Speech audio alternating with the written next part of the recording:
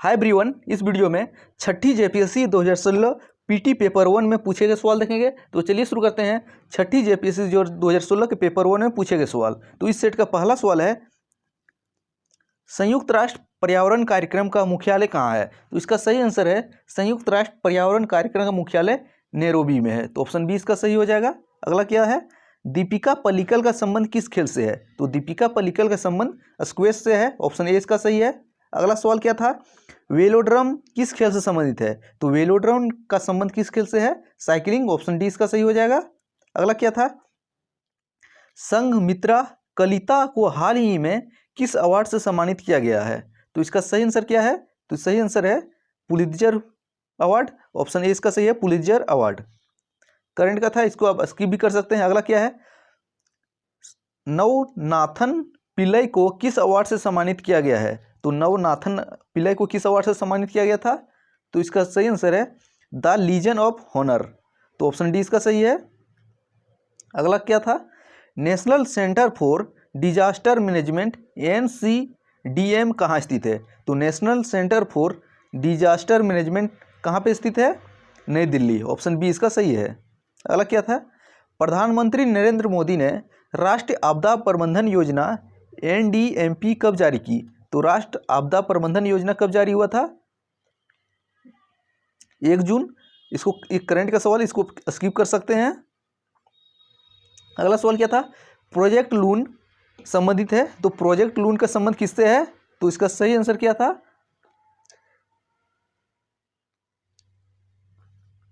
Option A अपशिष्ट प्रबंधन प्रौद्योगिकी से। तो प्रोजेक्ट लून का संबंध अपशिष्ट प्रबंधन प्रौद्योगिकी से है। ऑप्शन ए सही है। अगला क्या है, स्टैंड अप इंडिया स्कीम का प्रयोजन है। तो स्टैंड अप इंडिया स्कीम का प्रयोजन क्या है?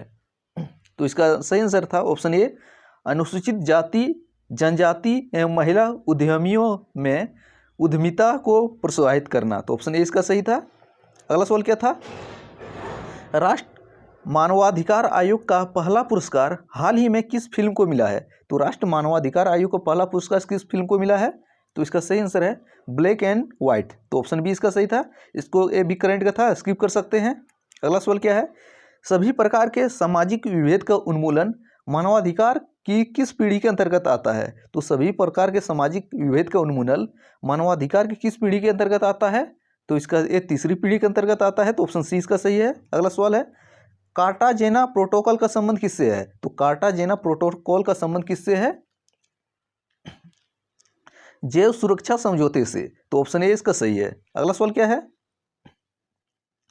चक्रीय ईंधन वे हैं।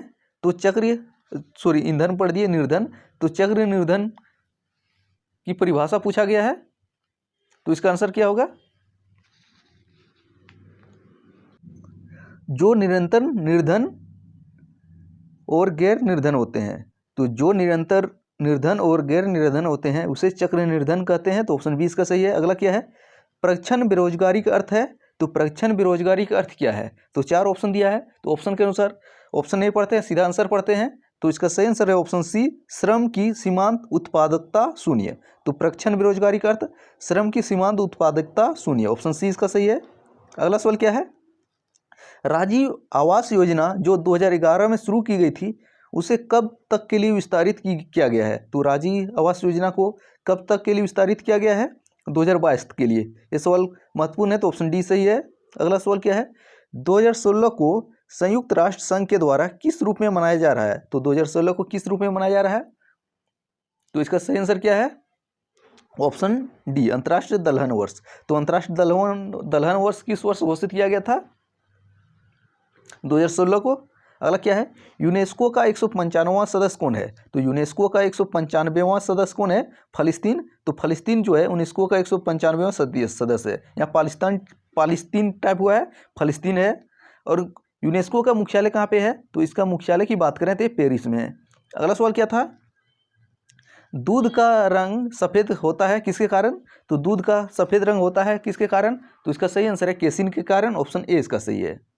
अगला सवाल क्या है, वेब पोर्टल डैशनेट संबंधित है। तो DACNET संबंधित है किससे है? वेब पोर्टल ई एग्रीकल्चर से। तो ऑप्शन ए इसका सही है। अगला है, संथाल परगना को अति प्राचीन काल में क्या कहा जाता था? तो संथाल परगना को अति प्राचीन काल में क्या कहा जाता था? तो इसका सही आंसर है नारी खंड। और एक इसके लिए एक अन्य नाम प्रयोग हुआ है प्राचीन काल में, कांकजोल। तो कांकजोल या नारी खंड संथाल परगना को प्राचीन काल में कहा जाता था। अगला क्या है? सफाहोर आंदोलन किस आदिवासी समुदाय से संबंधित है? तो सफाहोर आंदोलन किस आदिवासी समुदाय से संबंधित है? संथाल। ऑप्शन सी इसका सही हो जाएगा, संथाल। अगला क्या है? निम्नलिखित में से कौन आदिम जनजाति है? तो 4 ऑप्शन दिया है जिसमें आदिम जनजाति छांटना है। तो कोरवा जो है झारखंड की एक आदिम जनजाति है, और झारखंड में टोटल आदिम जनजातियों की संख्या 8 है और जनजातियों की टोटल संख्या 32 है। इनमें 8 को आदिम जनजाति का दर्जा प्राप्त है। अगला सवाल क्या है? अंडी और ओपोर तिपी नाम से प्रचलित विवाह किस आदिवासी समूह से संबंधित है? तो अंडी और ओपोर तिपी विवाह किस जनजाति से संबंधित है? हो जनजाति से संबंधित है। तो ऑप्शन ए इसका सही है। अगला क्या है? शासक पूरनमल के द्वारा निम्नलिखित में से किस मंदिर का निर्माण करवाया गया था? तो पूरनमल के द्वारा किस मंदिर का निर्माण करवाया गया था? देवघर स्थित शिव मंदिर। शिव मंदिर ना देखे वेदनाथ मंदिर भी दे सकता है। और रांची स्थित जगन्नाथ मंदिर का निर्माण ठाकुर एनिसा के द्वारा करवाया गया था, और पूरनमल के द्वारा देवघर स्थित शिव मंदिर। ऑप्शन 20 का सही हो जाएगा। अगला सवाल देखते हैं। महुआ टांड़ अभ्यारण्य झारखंड के किस जिले में है? तो महुआ टांड़ अभ्यारण्य झारखंड के किस जिले में है? लातेहार जिले में। तो ऑप्शन बी सही हो जाएगा, लातेहार जिला। अगला सवाल क्या है? अंजन धाम झारखंड के किस जिले में है? तो अंजन धाम झारखंड के किस जिले में है? तो इसका सही आंसर है गुमला जिले में है। अंजन धाम झारखंड के गुमला जिले में स्थित है। अगला सवाल देखते हैं। झारखंड निवासी दीप सेन गुप्ता किस खेल से जुड़ा हुआ है? तो दीप सेन गुप्ता का संबंध किस खेल से है? तो शतरंज से है। ऑप्शन डी सही है। तो दीप सेन गुप्ता का संबंध शतरंज से है। ऑप्शन डी सही है। अगला सवाल क्या है? खोंठा संकलों का प्रकाशन मेघदूत नाम से किस रचनाकार ने किया था? तो मेघदूत किस रचनाकार का खोंठा संकलन है? तो इसका सही आंसर है श्रीनिवास पानूरी। ऑप्शन डी इसका सही हो जाएगा। और इसका एक अन्य महत्वपूर्ण रचना है दिव्य ज्योति। मेघदूत और दिव्य ज्योति श्रीनिवास पानूरी की रचना है। ऑप्शन डी इसका सही है। अगला, मुंडा परंपरा का रीजगढ़ किस स्थल से संबंधित है? तो मुंडा परंपरा में रीजगढ़ एक नाम आया है। रीजगढ़ किस जगह को बोला जाता है? राजगीर को। ऑप्शन डी इसका सही है। अगला सवाल देखते हैं। 14वें आसियान भारत शिखर सम्मेलन का आयोजन कहाँ किया गया था? तो 14वें आसियान शिखर सम्मेलन भारत का आयोजन कहाँ हुआ था? ऑप्शन ए इसका सही है। इसको स्किप कर सकते हैं, करंट का था। अगला क्या है? चंद्रमा पर जाने के लिए दुनिया की पहली महिला प्राइवेट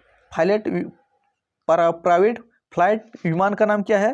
तो दुनिया पर चंद्रमा पर जाने के लिए दुनिया की पहली प्राइवेट फ्लाइट विमान का नाम क्या है? तो इसका सही आंसर हो जाएगा मून एक्सप्रेस। ऑप्शन ए सही है, मून एक्सप्रेस दुनिया की पहली प्राइवेट फ्लाइट है जो चंद्रमा पर जाने के लिए है। ऑप्शन ए सही है। अगला, अफगानिस्तान की पहली महिला गवर्नर कौन है? तो अफगानिस्तान की पहली महिला गवर्नर कौन है? ये सवाल पूछा था। मासूमा मुरादी। तो ऑप्शन बी सही है इसका। मासूमा मुरादी अफगानिस्तान की पहली महिला गवर्नर है। ऑप्शन बी सही है। अगला सवाल क्या है? रियो ओलंपिक्स में तुवालू राष्ट्र ने कितने सदस्यों या प्रतिभागियों के साथ हिस्सा लिया था? तो तुवालू राष्ट्र ने रियो ओलंपिक में कितने सदस्यों के साथ हिस्सा लिया था? तो 1 सदस्य के साथ। ऑप्शन सी सही हो जाएगा। एक करेक्ट का था, इसको स्किप कर सकते हैं। अगला सवाल क्या है? विश्व आर्थिक सम्मेलन 2016 कहाँ पर आयोजित होगा? एक करंट का है, इसको स्किप कर सकते हैं, लेकिन इसका आंसर कहाँ था?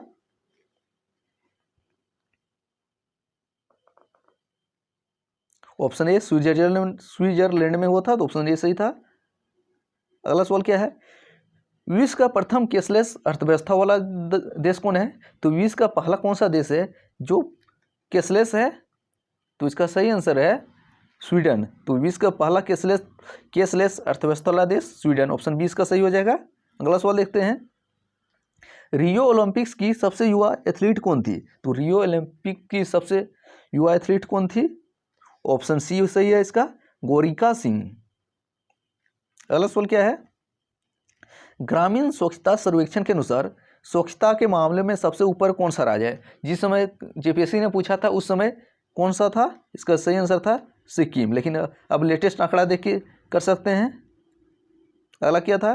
भारत में सर्वाधिक गति से चलने वाली ट्रेन गतिमान एक्सप्रेस 4 अप्रैल 2016 को कहाँ से कहाँ तक चली? तो इसका सही आंसर क्या है? हजरत निजामुद्दीन से लेके आगरा तक। ऑप्शन बी इसका सही है। अगला सवाल, रियो पैरा ओलंपिक में भारत कौन से स्थान पे रहा? तो रियो पैरा ओलंपिक में भारत कौन से स्थान पे रहा था? तो इसका सही आंसर ऑप्शन बी 43वें स्थान पे। अगला क्या है?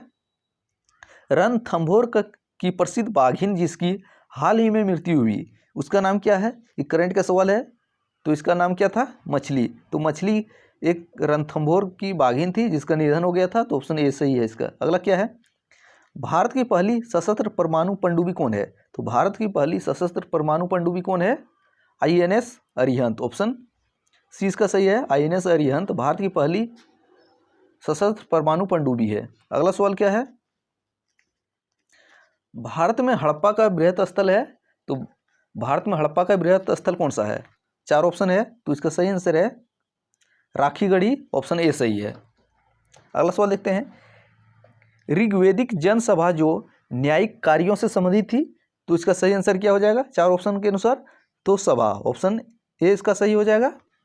अगला सवाल देखते हैं, यमक बुध पित्तक से संबंधित है, तो यमक बुध पित्तक किससे संबंधित है? ऑप्शन सी सही है, अधिधम से। अगला क्या है? चीनी तीर्थयात्री जिसने 6ठी शताब्दी में भारत दर्शन किया था, तो 6ठी शताब्दी में भारत दर्शन करने वाला चीनी यात्री कौन है? फाहियान। ऑप्शन बी इसका सही हो जाएगा।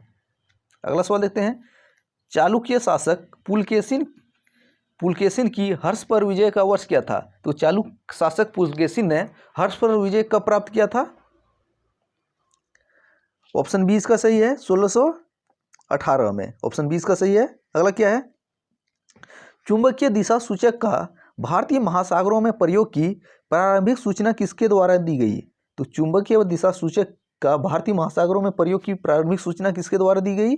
तो इसका सही आंसर है option C, Sadruddin Mohammad औफी।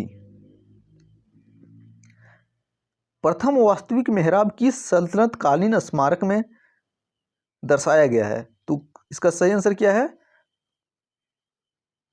Option A Balban का मकबरा। ऑप्शन बी बलबन का मकबरा है, इसका सही आंसर है। अगला सवाल क्या था?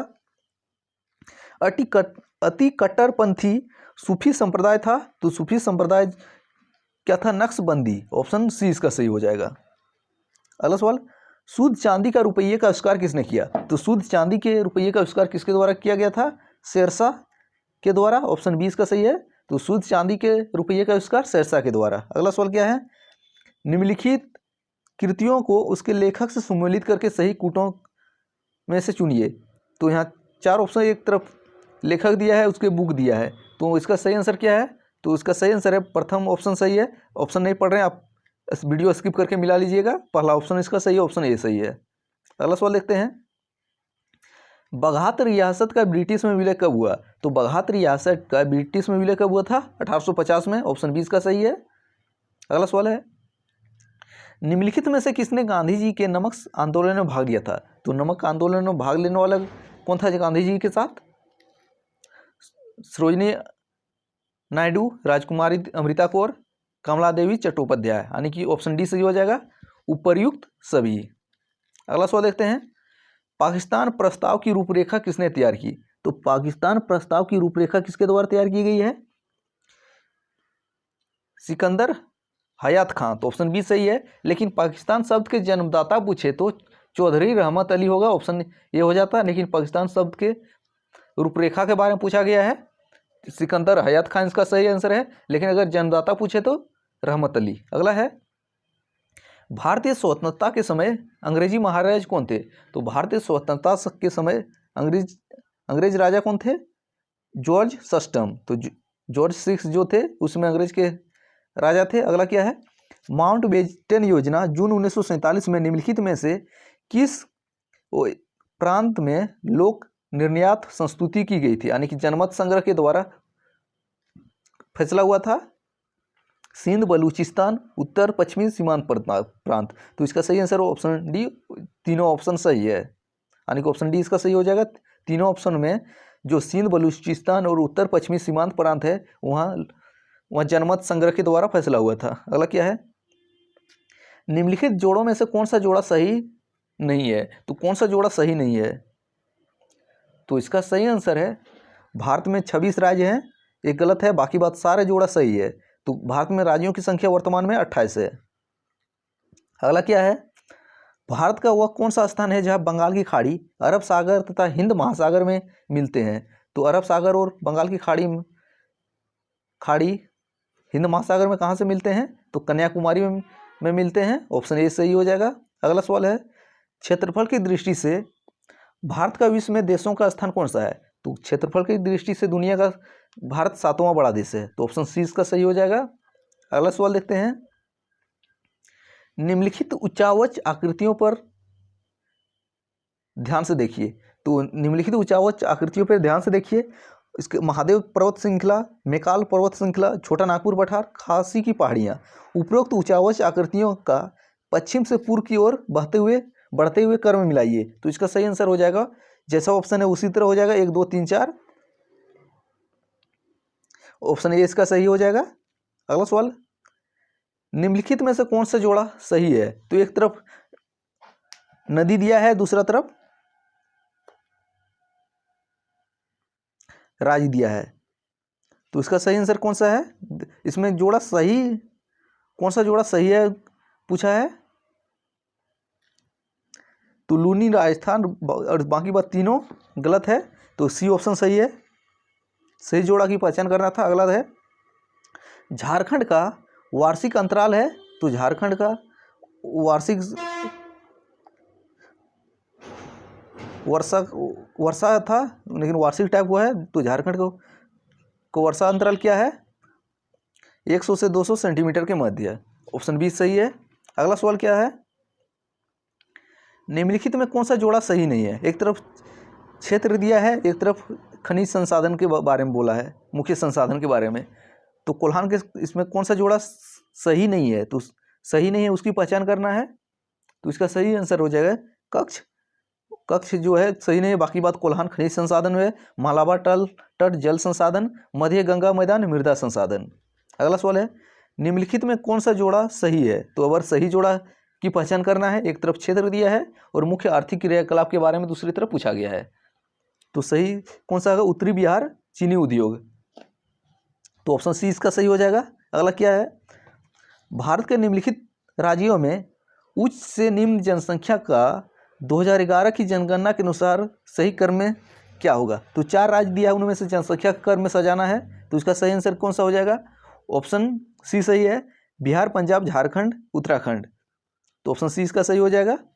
अगला सवाल क्या है, सूची 1 को सूची 2 से सम्मिलित कीजिए और सूचियों के नीचे दिए गए कूट का प्रयोग सही उत्तर चुनिए। एक तरफ जनजाति दे दिया है, एक तरफ उसका मूल्य राज्य दिया है, यानी कि इसका पेरेंट स्टेट दिया है।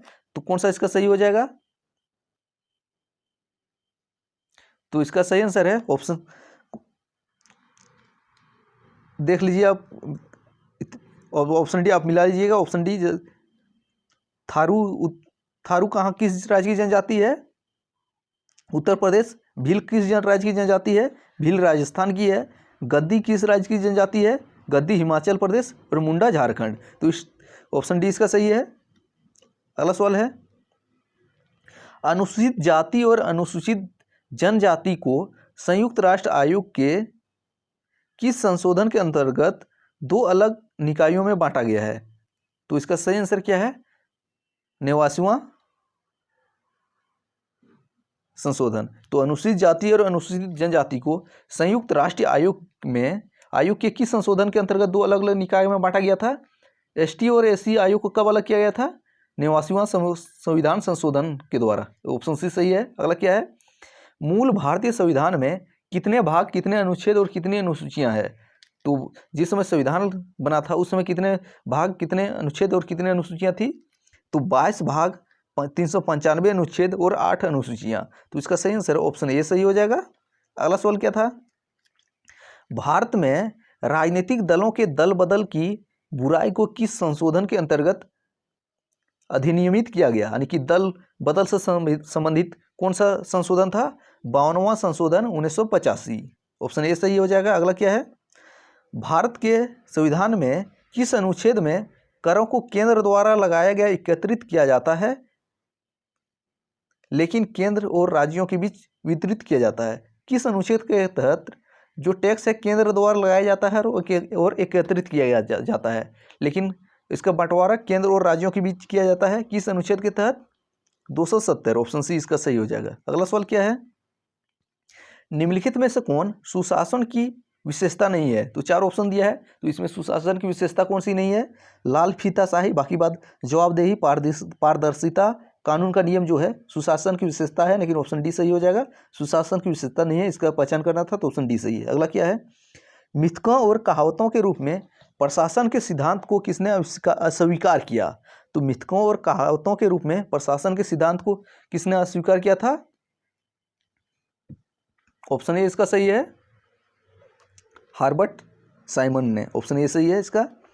राज्य हर जगह है, यह अंतराल शायद ही कोई छोड़ता है, यह वक्तव्य किस धारणा की व्याख्या करता है?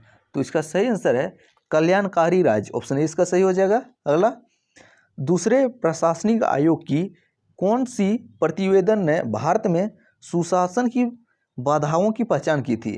तो इसका सही आंसर क्या है? ऑप्शन बी, नागरिक केंद्रित प्रशासन शासन का केंद्र बिंदु। ऑप्शन बी इसका सही है। अगला है, भारत संविधान के कौन से अनुच्छेद में जिला योजना समिति का गठन होता है? तो इसका सही आंसर क्या है? ऑप्शन ए, अनुच्छेद 243 D.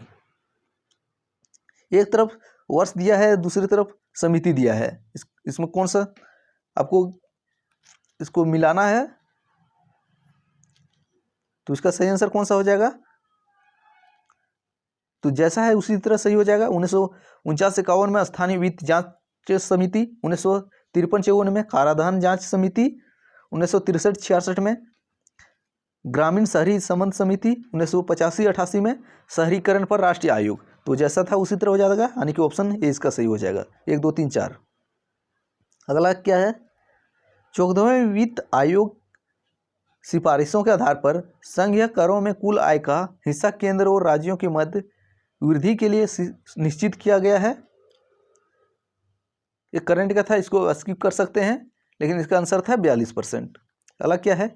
National green tribunal NGT Bharat सरकार द्वारा स्थापित किया गया था। तो एनजीटी की स्थापना कब हुई है? तो इसका सही आंसर है 2010 में। ऑप्शन सी इसका सही है। अगला क्या है?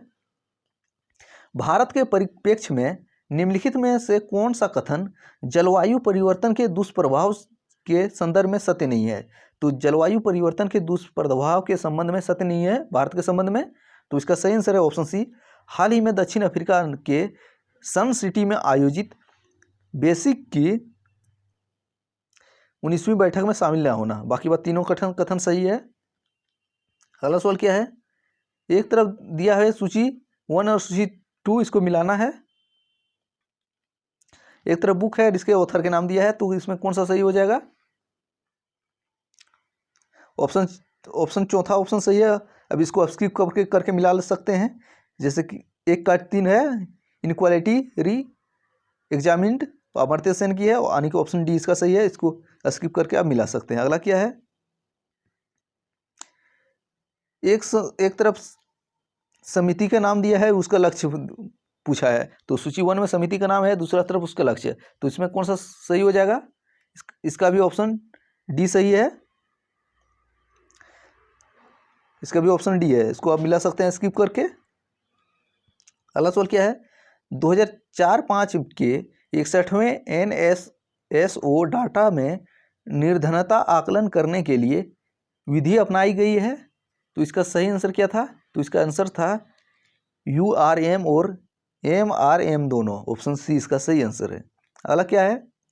राष्ट्र खाद्य सुरक्षा कानून के संदर्भ में कौन सा कथन सत्य नहीं है? तो सत्य कथन नहीं है, उसकी पहचान करना है आपको। तो कौन सा? सभी कथन नहीं पढ़ते, जो असत्य है वही पढ़ते हैं डायरेक्ट। ऑप्शन बी, यह 75% ग्रामीण जनसंख्या और 50% शहरी जनसंख्या को आच्छादित करती है। ये कथन गलत है, बाकी बात तीनों कथन सत्य है। अगला सवाल है, राष्ट्र विनिर्माण नीति भारत सरकार द्वारा आरंभ की गई थी। तो राष्ट्र विनिर्माण नीति भारत सरकार द्वारा कब आरंभ की गई थी? तो 2011 में आरंभ की गई थी। तो ऑप्शन बी सही हो जाएगा। अगला सवाल है, स्पेशल इकोनॉमिक जोन की नीति देश में पहली बार आरंभ की गई थी? तो स्पेशल इकोनॉमिक जोन की नीति देश में कब आरंभ की गई थी पहली बार? 2000 में, सन 2000 में। ऑप्शन बी इसका सही है। अगला सवाल देखते हैं। 12वीं पंचवर्षीय योजना के संदर्भ में कौन सा बिंदु नहीं है? तो 12वीं पंचवर्षीय योजना के संबंध में कौन सा बिंदु नहीं है, इसका पहचान करना है। तो इसका सही आंसर है उपर्युक्त सभी। ऑप्शन डी इसका सही आंसर हो जाएगा। राइबोजाइम्स होते हैं, तो राइबोजाइम्स के संबंध में पूछा गया है, तो RNA होते हैं, तो ऑप्शन बी इसका सही है। अगला क्या है? मृत मछली से निकलने वाली दुर्गंध किन यौगिकों के कारण होती है? तो मृत मछली से निकलने वाली दुर्गंध का कारण क्या होता है?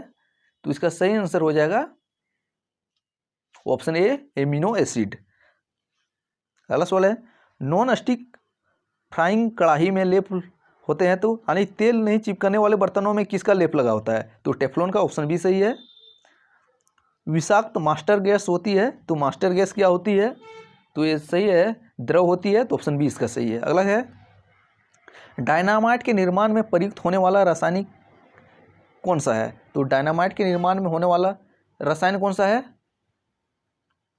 ऑप्शन सी सही है, ग्लाइसेरेल ट्राइनाइट्रेट। ऑप्शन सी इसका सही है। अगला है, मानव रक्त में अल्कोहल की कितनी प्रतिशत मात्रा मृत्यु का कारण बनती है? तो अल्कोहल में कितना % होगा अल्कोहल का की मृत्यु हो सकती है मानव की? तो इसका सही आंसर 5%। ऑप्शन सी इसका सही। अगला सवाल देखते हैं, सूचना प्रौद्योगिकी परिभाषा कर सकता है? तो सूचना प्रौद्योगिकी को परिभाषित कौन कर सकता है? तो इसका सही आंसर क्या हो सकता है? तो इसका सही आंसर होगा आपका option D, connectivity plus hardware. अगला सवाल क्या है, 1 किलोबाइट में कितने बिट्स होते हैं? 10, 24, 81, 92, 1000, 80, 84। तो आपको इसका आंसर आपको कमेंट करके देना है। तो 1 किलोबाइट में कितने बिट्स होते हैं? इस सेट में एक सवाल पूछे हैं, निम्नलिखित में से कौन आउटपुट डिवाइस नहीं है? तो आउटपुट डिवाइस नहीं है, आपको बताना है। तो इसका सही आंसर है टच स्क्रीन जो है इनपुट डिवाइस है, बाकी बात मॉनिटर, प्रिंटर और प्लोटर जो है आउटपुट डिवाइस है, लेकिन टच स्क्रीन इनपुट डिवाइस है। अगला क्या है, निम्नलिखित में कौन एक ओपन सोर्स सॉफ्टवेयर नहीं है? तो ओपन सोर्स सॉफ्टवेयर नहीं है कौन सा? Internet explorer. तो ऑप्शन ए इसका सही है। अगला क्या है, सुनहरे चावल में बीटा कैरोटीन जीन कहाँ से आता है? तो सुनहरे चावल में बीटा कैरोटीन जीन कहाँ से आता है? तो इसका सही आंसर है डेफोडिल से। ऑप्शन बी सही है इसका। अगला सवाल देखते हैं, पंचधारा योजना संबंधित है, तो पंचधारा योजना किससे संबंधित है? तो नारी कल्याण एवं विकास से। ऑप्शन बी सही हो जाएगा, नारी कल्याण एवं विकास से संबंधित है पंचधारा योजना। अगला क्या है, पौधों में व्हाइट बर्ड रोग किसकी कमी से होता है? तो पौधों में व्हाइट बर्ड रोग जो होता है किसकी कमी से होता है? जिंक की कमी से। तो ये थे 2016 पेपर 1 में पूछे गए सवाल। अब अगला सेट देखते हैं। अब